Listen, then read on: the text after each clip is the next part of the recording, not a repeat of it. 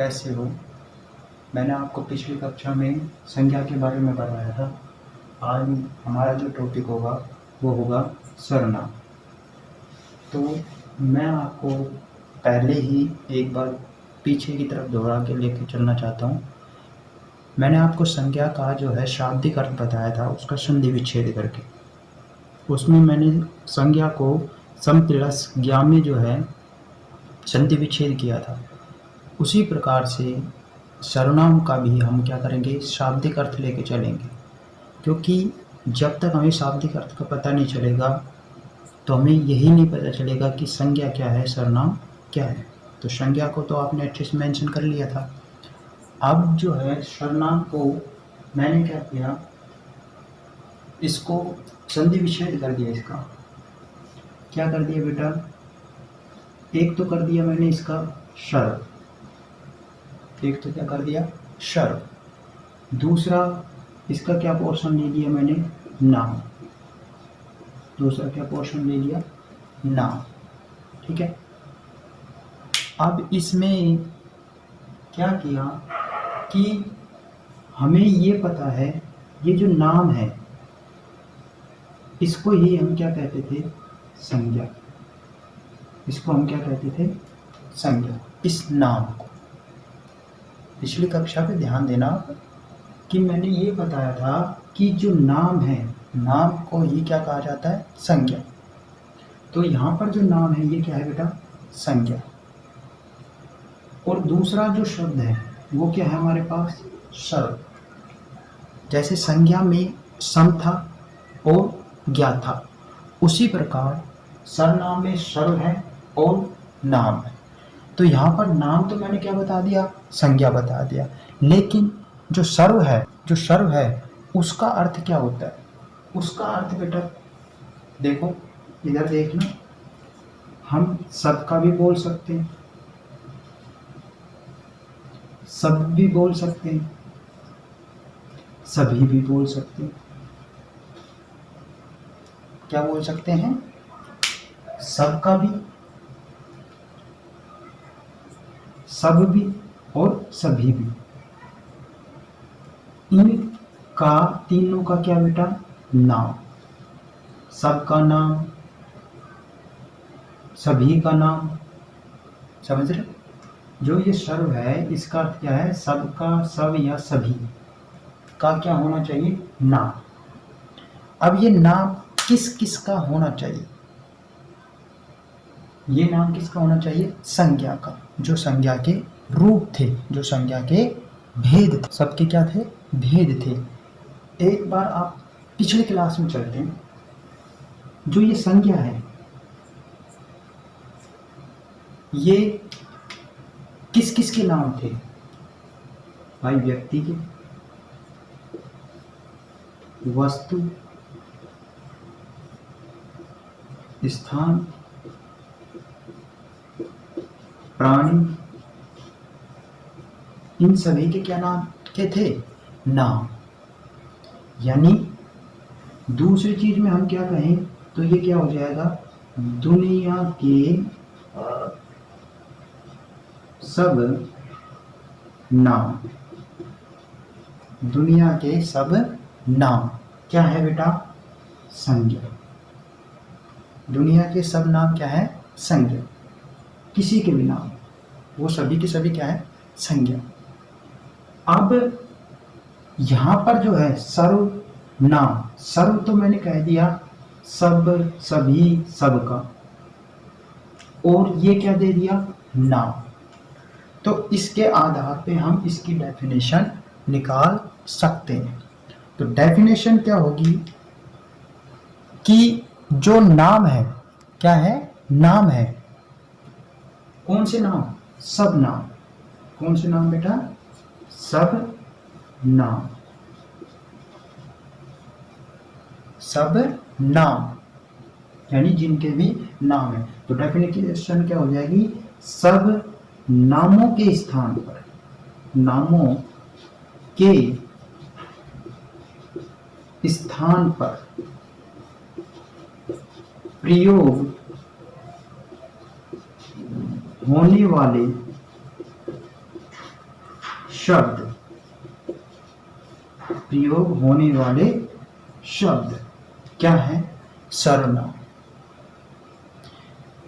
यानी राम है, श्याम है, ताजमहल है, हवा महल है, अलवर है, ये सब के सब क्या है? नाम है। गाय है, जो भी है। जैसे मैं आपको एक एग्जांपल देता हूं बेटा,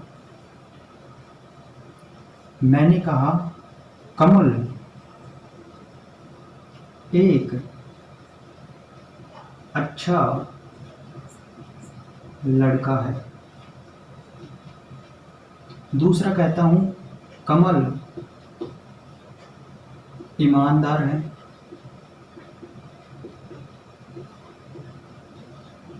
तीसरा कहता हूं कमल होशियार है।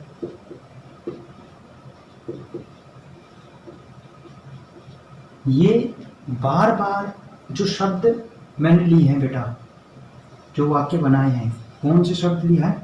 कमल। भाई कमल एक अच्छा लड़का है, कमल ईमानदार है, कमल होशियार, यानी बार बार रिवाइज हुआ। तो बार बार रिवाइज होने की वजह से ये क्या हुआ? बोरिंग लगने लगता है। तो बोरिंग लगने की वजह से जब हम किसी एक संज्ञा शब्द के बारे में बताते हैं, जब हम किसी एक संज्ञा शब्द के बारे में बताते हैं, तो उसकी जगह हम बार बार जब वो संज्ञा शब्द प्रयुक्त होता है, तो उसकी जगह हम किसका प्रयोग करते हैं? सर्वनाम शब्दों का प्रयोग करते हैं। किसका प्रयोग करते हैं? सर्वनाम शब्दों का प्रयोग करते हैं। तो इन सब नामों के, जो भी ये नाम आए हैं, इनके स्थान पर, कमल के स्थान पर मैंने कह दिया कि वह, कमल के स्थान पर क्या कह दिया? वह। क्या लगा दिया? वह। जो ये जो शब्द है, यही क्या है बेटा? सर्वनाम है। तो ऐसे ही मैं आपको क्या बताना चाह रहा था कि सब नामों के स्थान पर प्रयोग होने वाले शब्द ही क्या कहलाते हैं? सर्वनाम। दूसरी डेफिनेशन हम ये भी बोल सकते हैं कि संज्ञा के स्थान पर काम आने वाले शब्द क्या कहलाते हैं? सर्वनाम कहलाते हैं। मैंने आपको एक डेफिनेशन बताई थी कि सब नामों के स्थान पर प्रयोग होने वाले शब्द। दूसरी डेफिनेशन क्या है बेटा? आप याद कर सकते हो, जो भी आपको अच्छी लगे। दूसरी डेफिनेशन क्या है? जिन शब्दों का प्रयोग क्या हो? प्रयोग किसके स्थान पर हो बेटा? संज्ञा के स्थान पर। कमल क्या है? एक संज्ञा है, के स्थान पर किया जाता है, वे शब्द क्या कहलाते हैं? सर्वनाम कहलाते हैं। या फिर बेटा जो संज्ञा है, सर्वनाम है, क्रिया है, ये सारे के सारे क्या है? विकारी शब्द। तो हम ये डेफिनेशन भी ले सकते हैं कि वे विकारी शब्द जो किसके स्थान पर? संज्ञा के स्थान पर प्रयुक्त किए जाते हैं या प्रयोग किए जाते हैं, उसे हम क्या कहते हैं? सर्वनाम।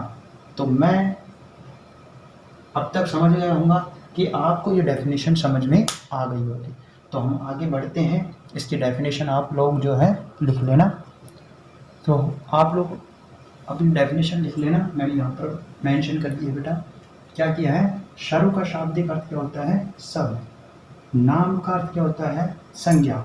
तो अर्थात सब नामों के स्थान पर जो शब्द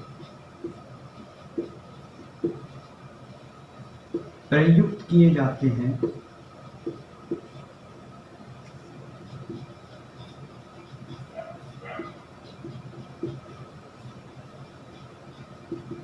वे सर्वनाम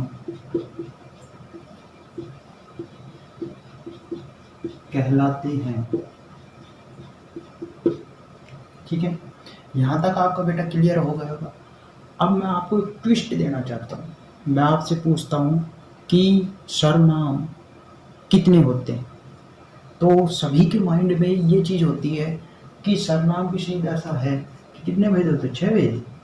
6 होते हैं, 8 होते हैं? आप लोगों को पता होगा, पता है ना, होशियार और इंटेलिजेंट हो आप लोग। तो मैं इसमें एक चीज़ आपको बताना चाहता हूँ। इनसे पहले ये जो 6 हैं या जितने भी भेद हैं, उनके बारे में आपको बताने से पहले मैं आपको एक चीज़ ये बता देना चाहता हूँ कि हमारे जो हिंदी के सबसे बड़े गुरु हैं, हिंदी के क्या हैं गुरु हैं, वो है कामता प्रसाद। कौन है? कामता प्रसाद। ये हिंदी के गुरु हैं। इन्होंने सरनाम के 11 रूप बताए। इन्होंने सरनाम के कितने रूप बताए हैं? 11। अब आप ये सोचोगे कि हमने तो जो है 6 ही रूप पढ़े हैं या 6 ही भेद पढ़े हैं। जैसे मैंने संज्ञा में आपको जो है मूल रूप कितने बताए थे बेटा? 2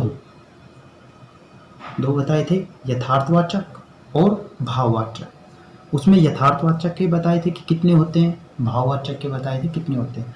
उसी प्रकार से जो आप सरनाम पढ़ते हो कि कौन कौन से सरनाम होते हैं, जैसे मैं, तुम, समझ रहे हो, वो चीज़ें जो हैं, जो कामता प्रसाद जो गुरु हैं, हिंदी व्याकरण के सबसे बड़े गुरु माने जाते हैं कामता प्रसाद, उन्होंने जो है सरनाम के 11 रूप बताए हैं। वो कौन कौन से रूप हैं आप लोग मेंशन करो। मैंने आपको जो है कामता प्रसाद गुरु के बारे में जो बताया था, उन्होंने क्या बताया कि जो 11 जो रूप हैं या 11 शब्द, आम भाषा में हम क्या बोलते थे? शब्द। वो कौन कौन से बेटा? मैं, तू, आप, यह, वह, जो, कोई, कुछ, कौन, क्या, सो।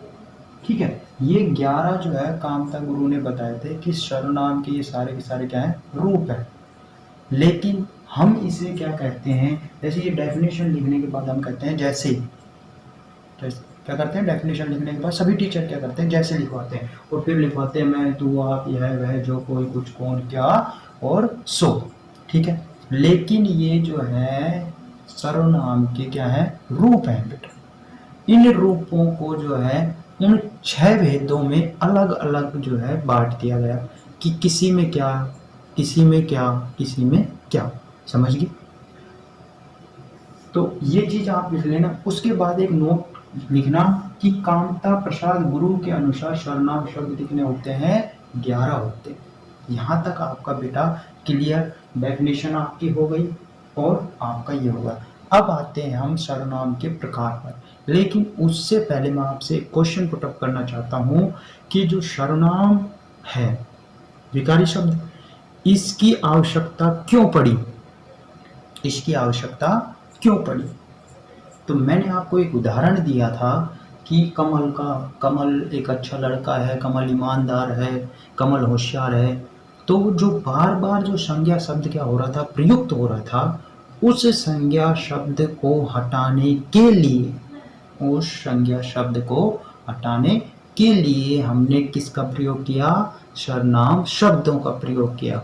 और वो जो सर्वनाम शब्द है वो कौन कौन से? कामता गुरु के अनुसार उनके सर्वनाम के रूप है, इनका हमने क्या किया? प्रयोग किया, जिससे उस भाषा को हम क्या कर सके? सरल बना सके। उस वाक्य को जो है बार बार जो है संज्ञा शब्द को रिपीट न कर सके। तो यहाँ तक आपकी जो है बात समझ में आ गई होगी। आगे हम अपने टॉपिक के बारे में बढ़ते हैं। तो उसके बाद क्या आता है बेटा? इसको रब मत करना अभी, क्योंकि ये काम आएंगे अभी सारे के सारे।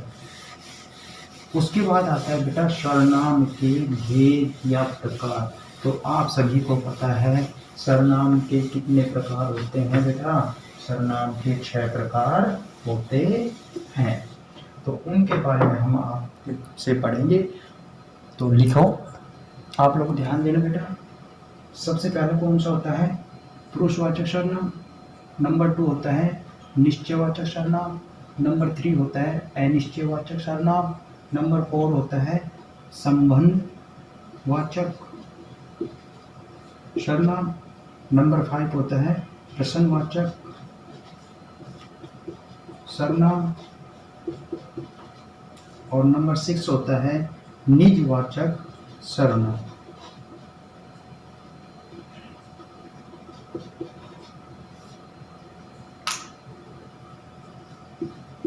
ये आपके जो है सर्वनाम के क्या है बेटा? 6 भेद है। ठीक है, इसमें क्या करना है कि पुरुषवाचक सर्वनाम किसे कहते हैं, निश्चयवाचक सर्वनाम हम किसे कहते हैं, अनिश्चय किसे कहते हैं, संबंध किसे कहते हैं, प्रश्न किसे कहते हैं और निज किसे कहते हैं।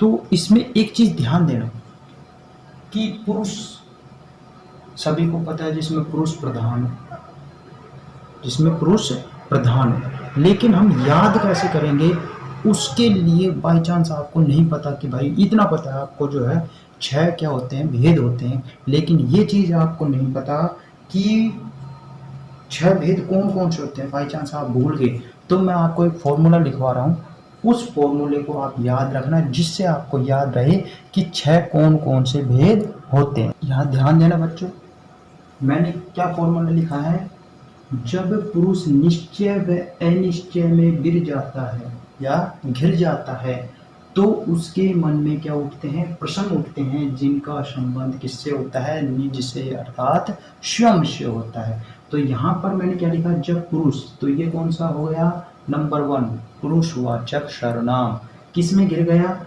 निश्चय सही या अनिश्चय गलत, सही और गलत निर्णय नहीं ले पाता है, ठीक है। तो दूसरा कौन सा हो गया, निश्चयवाचक सर्वनाम। तीसरा कौन सा हो गया, अनिश्चयवाचक सर्वनाम। चौथा कौन सा हो गया आपका, उसके मन में क्या उठने लगे, क्वेश्चन पुट अप होने लगे कि क्या करूं मैं, तो वो कौन सा हो गया, प्रश्नवाचक सर्वनाम।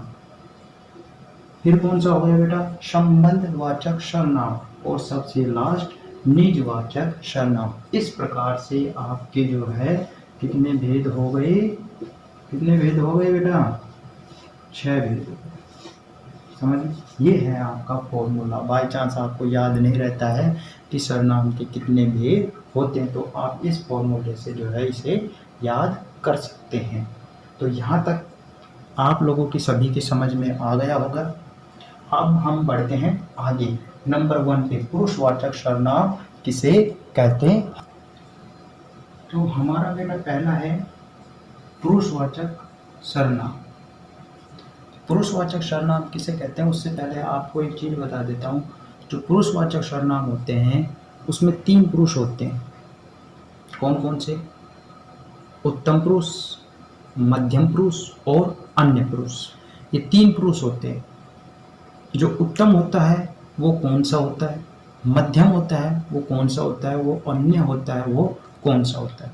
तो उसके लिए मैं आपको सबसे पहले एक चीज बता देता हूँ। फॉर एग्जाम्पल, जैसे एक मैं हूं, एक आप हो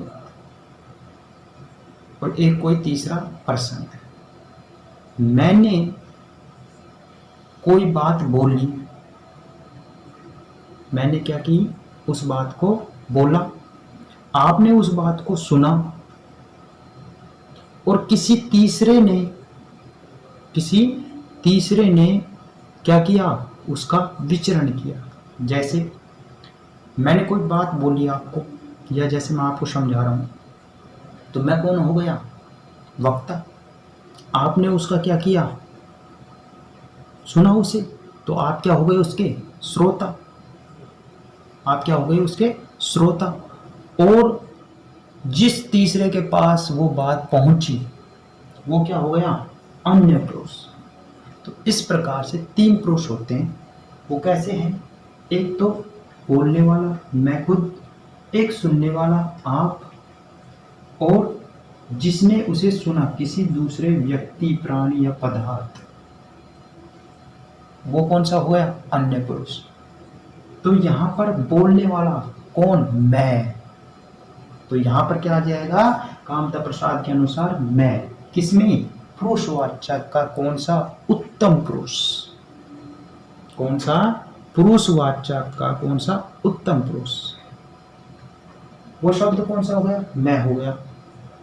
आपने उस बात को सुना, तो सुनने वाला कौन हो गया, तू। कौन हो गया, तू। तो तू जो है वो क्या है, कामता प्रसाद के अनुसार पुरुषवाचक का कौन सा, मध्यम।